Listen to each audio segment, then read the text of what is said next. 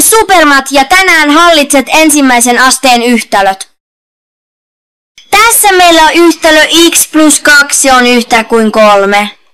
Tässä yhtälössä x on muuttuja ja yhtälössä täytyy löytää x-praasen arvo. Yhtälössä x on muuttuja, mutta muuttuja voi olla apelsiini, pilvi tai mikä tahansa elementti, jota haluamme käyttää.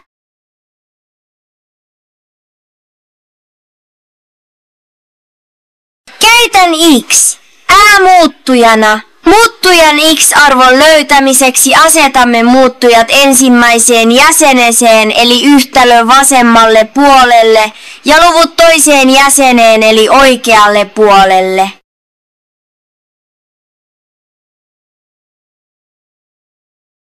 Ensimmäinen jäsen on yhtäsuuruusmerkin vasemmalla puolella ja toinen jäsen oikealla puolella.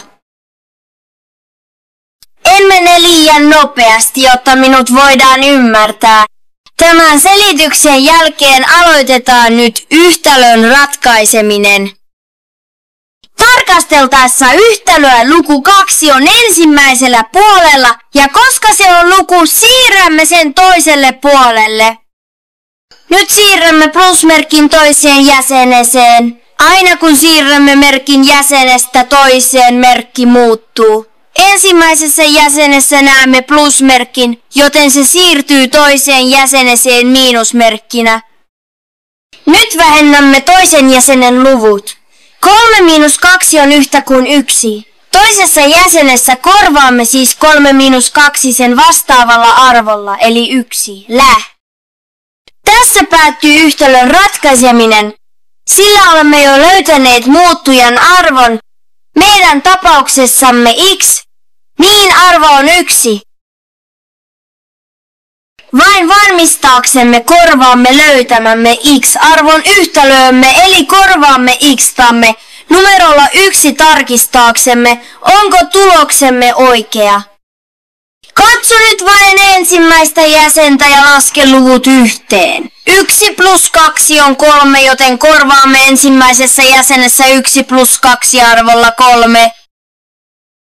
Nyt huomaamme, että ensimmäisessä ja toisessa jäsenessä on sama luku 3, eli 3 on yhtä kuin 3, mikä on tosi yhtälö.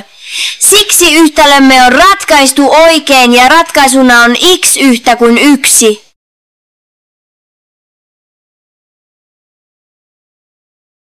Tilaa kanavani, jotta YouTube ilmoittaa sinulle, kun kanavalleni tulee uusi video, ja näin voit joka päivä kehittyä supermatemaatikoksi. Nähdään seuraavassa matemaattisessa seikkailussa.